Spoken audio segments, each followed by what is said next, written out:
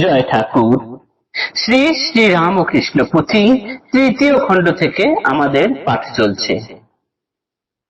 আজ থেকে আমরা পাঠ শুরু করব কলুটোলায় শ্রী প্রভুর চৈতন্য আসন গ্রহণ এই অংশ থেকে। আজকের পাঠ প্রথম দিন, পর্ব 268, পৃষ্ঠা সংখ্যা 170 অর্ধেক থেকে 171 কিছু অংশ পর্যন্ত। লোকজন অগণন একত্র যেখানে, শ্রী প্রভুদেবের তথা আগমন কেনে, আপনি বুঝিবে মন বলিতে না হবে, লীলার জলধি জলে যাবে যবে ডুবে, শ্রবণে বুঝায় লীলা লীলারও প্রকৃতি, ধীরে ধীরে শুনে চলো রামকৃষ্ণ পুঁথি। যেখানেই যখনই কোনো বিশেষ ব্যক্তি আসছেন বা কোনো ভালো কেউ আসছেন, নতুন কেউ আসছেন, ঠাকুর সেইখানে গিয়েই হাজির হচ্ছেন। কেন বলছে, কেন এটা বুঝতে হবে না, ঠিক ঠিক মন দিয়ে এই লীলা প্রসঙ্গ, এই যে ঠাকুরের লীলার কথা এটি শোনো, তাহলেই সব বুঝতে পারবে। ধীরে ধীরে শুনে চলো রামকৃষ্ণ পুঁথি, শ্রবণে বুঝায় লীলা লীলার প্রকৃতি। এটা শুনতে থাকলে বুঝতে পারবে যে কেন ঠাকুর ঠিক ঠিক জায়গায় ঠিক ঠিক সময় গিয়ে পৌঁছাতেন। এইবার কি হলো, ক্রমশ প্রকাশ নাম হয় নানা স্থলে, কতক্ষণ রহে সূর্য মেঘের আড়ালে।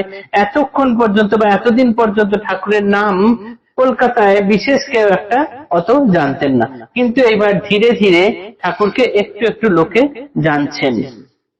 কেননা মেঘের আড়ালে সূর্য কতক্ষণ লুকিয়ে থাকবে, সূর্যের যে তেজ, তার রশ্মি, সেটা তো ঠিকরে বেরোবেই।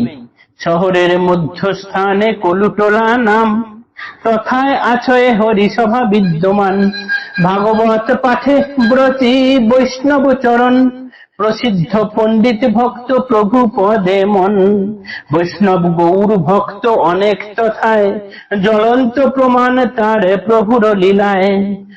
আনন্দে একত্রীভূত হয়ে ভক্তগণ, সভাধীনে করে হরিনাম সংকীর্তন, গৌরের আসন রাখিয়া মাঝখানে, বেষ্টন করিয়া নাচে যত ভক্তগণে। এরূপ আছয়ে তথা মহোৎসব রীতি, নিমন্ত্রণ রক্ষা হেতু হৃদয় সংহতি, উপনীত হইলা প্রভু উৎসবের স্থলে, কীর্তনে যখন সবে নাচে হরি বলে, ভাবনমত্ত ভাবে পূর্ণ শুনি হরি নাম, দূর থেকে গেল চলে বাহ্যিক জ্ঞান, আবেশে অবশ অঙ্গ যত্ন সহকারে, হৃদয় ধরিয়া যায় সবারও ভিতরে, হৃদয় আনন্দময় বৈষ্ণব চরণ, লুটায় ধরণী ধরি প্রভুর চরণ, গণ্যমান্য সুপণ্ডিত শহর ভিতরে, সে লুটায় শ্রী প্রভুর চরণ, শ্রীচরণ ধরে। দেখিয়া চমক পড়ে গেল সভাস্থানে, পরস্পর বলা বলি করে সঙ্গোপনে, মহান পুরুষকে বা বটে এইজন, শ্রীঅঙ্গ নেহারি সবে করে নিরীক্ষণ। এখন শ্রীঅঙ্গে ভাব অপরূপ খেলে, হাজার পাষণ্ড হোক তবু দেখে ভুলে, অন্তরে অপার প্রেম প্রতিভাত তার, শ্রীঅঙ্গে করেছে মহাসভার আধার। ধরা মাছে পুনঃ যেন জলে ছেড়ে দিলে, লম্ফদানে নিমগন অগাধ সলিলে, শক্ত আঁকা কিবা ভাব মিনের ওপর আনে, পশিলা তেমতি প্রভু হরি সংকীর্তনে। হনুমানে কিবা আনে হৃদয়ের মাঝে, অপরূপ প্রভুরূপ ভাবন্মত্ত সাজে। শহরের মাঝখানে কলুটোলা, সেইখানে বৈষ্ণব চরণ তার পাঠ বসিয়েছেন। সেইখানে নির্দিষ্ট নির্দিষ্ট দিনে সেই টোলে সবাই মিলে, অর্থাৎ গৌর ভক্তবৃন্দ সব একত্রিত হতেন মাঝে মাঝে, এবং এইখানে এসে নির্দিষ্ট সভার দিনে নাম হরিনাম সংকীর্তন করতেন। এবং এইটা প্রথা আছে যে তারা যখন এইখানে আসতেন সভা করতেন, তখন সেই সভার মাঝখানে একটি সুন্দর আসন করতেন, তারা ধরে নিতেন যে মহাপ্রভু এসে এখানে বসছেন এবং তার চারপাশে তারা নাম সংকীর্তন করতেন। তা এইরকম ভাবেই ঠাকুর একদিন আমন্ত্রিত হয়ে সেইখানে গেছেন এবং সেইখানে যাওয়ার আগেই দূর থেকে তাদের নাম সংকীর্তন কানে আসা মাত্রই ঠাকুর বাহ্যজ্ঞান হারা হয়ে যাচ্ছেন, তার শরীর অবশ হয়ে যাচ্ছে। তাকে ধরে ধরে কোনো ক্রমে হৃদয়ে সেই সভাস্থলে নিয়ে গেছেন। তাকে দেখে বৈষ্ণবচরণের হৃদয় আনন্দে ভরে গেছে। তিনি সঙ্গে সঙ্গে ঠাকুরের চরণ আভূমিলণ্ঠিত হয়ে প্রণাম করতে শুরু করলেন। বৈষ্ণবচরণ সেই সভায় একেবারে গণ্যমান্য ব্যক্তি, তিনি সুপণ্ডিত, শহরের ভিতরে তার মতো পণ্ডিত ব্যক্তি আর কেউ নেই।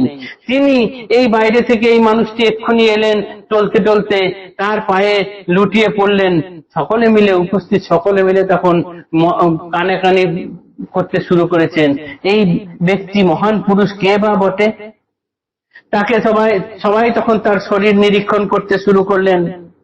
এখন যেন ঠাকুরের শরীরে এক অপরূপ ভাব খেলে বেড়াচ্ছে। যতই পাষণ্ডী হোক আর যাই হোক, ঠাকুরকে দেখে তাদের হৃদয়ে আনন্দে ভরে যাচ্ছে, তারা সবকিছু ভুলে যাচ্ছে। যেমন একটা মাছকে জল থেকে তুলে এনে রেখে দিলে খানিকক্ষণ, তারপর পুনরায় সেই মাছকে যখন জলে ছাড়া হয়, তার যেমন তখন মনের অবস্থা বা শরীরের যেরকম অবস্থা, সে যেমন চনমন করে উঠে জলে ফিরে চলে যায়, ঠাকুরের এখন যেন ঠিক সেই রকম অবস্থা। হরিনাম সংকীর্তনে এসে ঠাকুর যেন সেই রকম প্রাণ ফিরে পেয়েছেন, নিজেকে সম্পূর্ণরূপে সঁপে দিচ্ছেন হরিনাম সংকীর্তনের মধ্যে।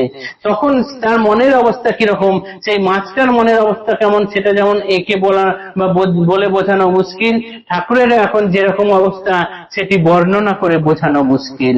এমন ভাবে ঠাকুর তার হৃদয়ের সমস্ত আনন্দ দিয়ে উজাড় করে দিয়ে সেই নাম সংকীর্তনে মিশে গেলেন। আজকের পাঠ এতটুকুই থাকলো, আগামী দিনে পরের অংশ পাঠ করব। জয় ঠাকুর।